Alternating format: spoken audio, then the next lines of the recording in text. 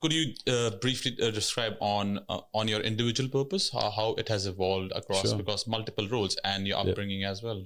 Yeah, so I've always had, really from a very early age, my father particularly he was also in the advertising and marketing game, but he was very committed to making sure that, he provided a broader range of skill sets to a wide number of people.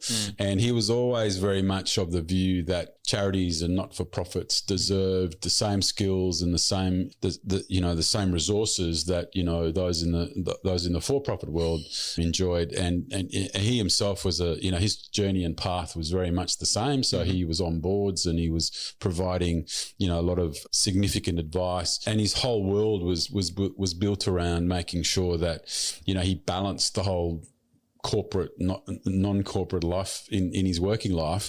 And as he used to say to me quite often, the great thing about having the two dimensions to your working life was that you understood, on one hand why you were working 80 hours a week to generate, a profit for your shareholders. But at the same time understood that, there were organisations not as fortunate as those that you work for, who needed the resources that you could provide. But more importantly, it gave you a sense of impact and purpose. And that always stuck with me. And his generosity of time and effort and his willingness to give back, I guess, something I picked up very early.